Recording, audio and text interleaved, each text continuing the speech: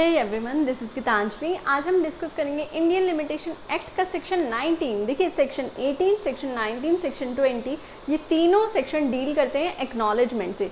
Acknowledgement का first part यानी section 18 हम ऑलरेडी डिस्कस कर चुके हैं। आज की इस वीडियो में हम डिस्कस करेंगे सेक्शन 19 जो कि एक्नॉलेजमेंट का सेकेंड पार्ट है।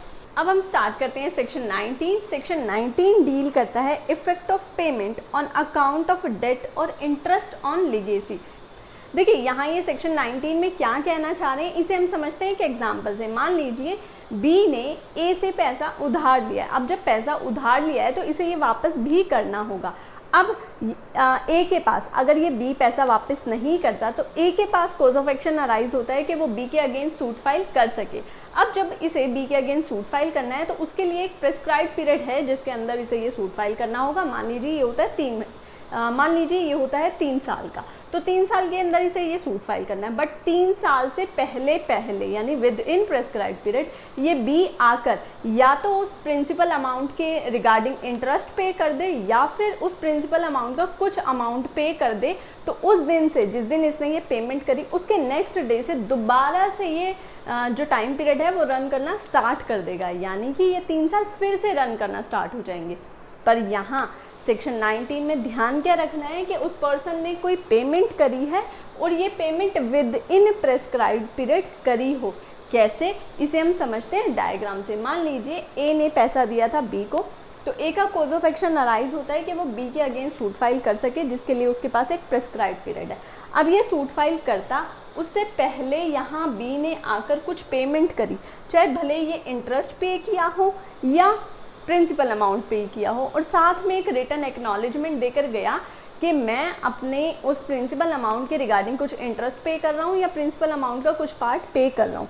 जब वो रिटन एक्नॉलेजमेंट देके गया तो उसके नेक्स्ट डे से ये पीरियड ऑफ लिमिटेशन दोबारा रन करना स्टार्ट कर देगा। उसके बाद आप देखें तो सेक्शन 19 में वो एक प्रोवाइज़ो ऐड करते हैं और प्रोवाइज़ो में वो लिखते हैं कि 1 जनवरी 1928 से पहले का अगर कोई इंटरेस्ट पे किया गया है तो उस पर सेक्शन 19 अप्लाई नहीं होगा। बाद आते हैं सेक्शन 19 की एक्सप्लेनेशन पे। देखिए यहाँ एक्सप्लेनेशन के ए पार्ट में ये कहते हैं कि एक पर्सन ने किसी दूसरे पर्सन से पैसा उधार लिया है और उसे अपनी प्रॉपर्टी दी है। तो इस तरह से जो पैसा उधार लिया और अपनी प्रॉपर्टी दी तो ये होते हैं मॉर्गेजर और मॉर्गेजी। फॉर एग्जांपल मान लीजिए ए मॉर्गेजी है। मॉर्गेजी मतलब ए ने 50 लाख रुपए बी को दिए क्योंकि बी को पैसे की ज़रूरत थी। अब बी हुआ मॉर्गेजर। बी ने क्या किया, अपना हाउस ए को दे दिया कि जब तक मैं पेमेंट नहीं करता इस हाउस को तुम ही रखना।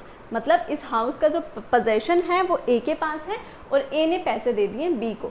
अब बी का ये जो हाउस है ये इसने रेंट पे दे रखा है और इस रेंट पे देने से जो भी रेंट का अमाउंट आता है वो ए रिसीव करता है। तो जब तक ये ए इस पेमेंट को रिसीव करता रहेगा उस टाइम पीरियड से नया टाइम पीरियड रन करना स्टार्ट होता रहेगा। फॉर एग्जांपल मान लीजिए यहाँ कॉज ऑफ एक्शन अराइज होता है सूट फाइल करने का और ये हुआ प्रेस्क्राइब्ड पीरियड।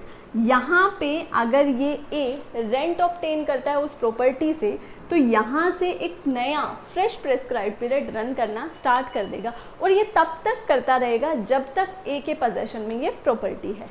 उसके बाद आते हैं एक्सप्लेनेशन के बी पार्ट पे जो कि बात करते हैं डेट से। यानी सेक्शन 19 में हमने जिस डेट की बात की गई है उस डेट के अंदर अगर कोर्ट ने कोई ऑर्डर या डिक्री करके किसी पेमेंट के लिए कहा था तो वो इंक्लूड नहीं होगा। उसके बाद सेक्शन 19 से रिलेटेड एक इम्पॉर्टेंट केस लो है जो कि है संतलाल महतो वर्सेस कमला प्रसाद 1951 सुप्रीम कोर्ट।